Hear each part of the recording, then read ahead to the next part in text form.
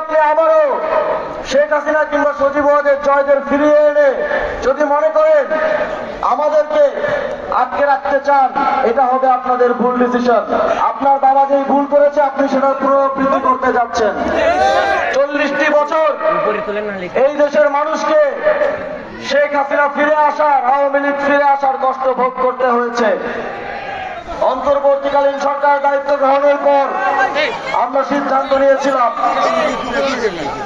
শুধুমাত্র রাজনৈতিক কারণে বাংলাদেশের কোন জেলাকে আঞ্চলিক বৈষম্যের শিকার করা যাবে না।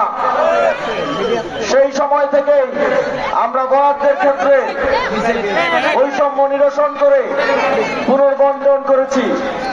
ইতিমধ্যেই আমি স্থানীয় সরকার বিভাগে দায়িত্ব থাকাকালীন আপনাদের বগুড়া শহরকে সিটি কর্পোরেশনে রূপান্তরের উদ্যোগ গ্রহণ করেছি।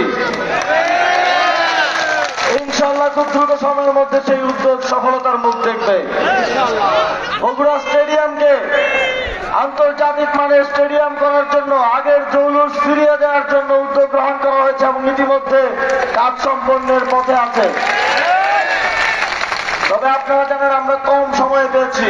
পরবর্তীকালে আমরা 12ই ফেব্রুয়ারি শেষ লড়াই করব ইনশাআল্লাহ। সংগ্রামী বন্ধুগণ, এবার প্রার্থী নির্বাচনের পাশাপাশি আপনাদের আরো একটি গুরু দায়িত্ব আছে, সেটা হলো গণভোটের ব্যালটে হ্যাঁ ভোটকে বিজয়ী করা। সমর্থন নিয়ে 11 দলীয় ঐক্য জোট এবার সরকার গঠন করতে পারে, তাহলে আমাদের অনেক স্বপ্ন আছে, নূর মোহাম্মদ ভাইয়ের অনেক স্বপ্ন আছে, বগুড়াবাসীকে আমাদের অনেক কিছু দেওয়ার আছে। আমরা জানি আপনাদের কি কি সমস্যা আছে। আমরা সান্তাহার পৌরসভায় আপনাদের দীর্ঘদিনের দাবির প্রেক্ষিতে একটি আন্ডারপাস নির্মাণ করতে চাই। আমরা দুপচাচিয়া পৌরসভার যে যানজট সমস্যা তা নিরসনে একটি ফ্লাইওভার নির্মাণ করতে চাই। আপনারা যদি 11 দলীয় জোটকে নির্বাচিত করেন, বগুড়া থেকে, টেকনাফ থেকে তেতুলিয়া বাংলাদেশের জনগণের সমর্থন নিয়ে যদি আমরা নির্বাচিত হয়ে আসতে পারি, তাহলে আমরা আমাদের সকল প্রমিস, সকল কমিটমেন্ট বাস্তবায়ন করব ইনশাআল্লাহ। আমরা জিয়াউর রহমানকে পছন্দ করি। জাতীয়তাবাদী নেতা হিসেবে বাংলাদেশকে তিনি প্রথমবারের মতো পৃথিবীর বুকে মাথা উঁচু করে দাঁড়াতে চেষ্টা করেছেন, কিন্তু তিনি একটা ভুল করে গেছেন। বাকশাল প্রতিষ্ঠা করে বাংলাদেশের জনগণের অধিকার হরণ করার পরও আওয়ামী লীগকে আবারও বাংলাদেশের মাটিতে তিনি এনে দিয়ে গেছেন। তার খেসারত এই দেশের মানুষকে দীর্ঘদিন ধরে দিতে হয়েছে। 40টি বছর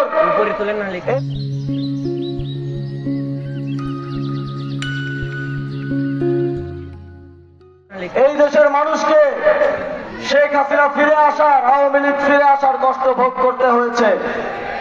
আমরা ইতিমধ্যে দেখছি দুঃখজনক ভাবে হলেও কোন দল মাত্র 17 মাসেই 17 বছর তাদের সাথে কি অন্যায় অবিচার হয়েছে সেটা ভুলে যাচ্ছে। রাজনৈতিক হিরো স্বার্থে তারা শত্রুকে বন্ধু করে নিচ্ছে।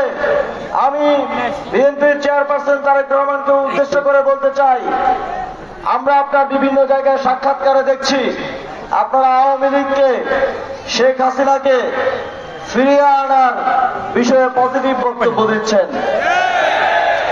যদি আপনি আবারও শেখ হাসিনা কিংবা সজীব ওয়াজেদ জয়দের ফিরিয়ে এনে যদি মনে করেন যে সাময়িকভাবে আমাদেরকে 11 দলীয় জোট, জামায়াতে ইসলামী, এনসিপি সহ যারা আছে তাদেরকে একটা রাজনৈতিক প্রতিদ্বন্দ্বী দিয়ে আটকে রাখতে চান, এটা হবে আপনাদের ভুল ডিসিশন।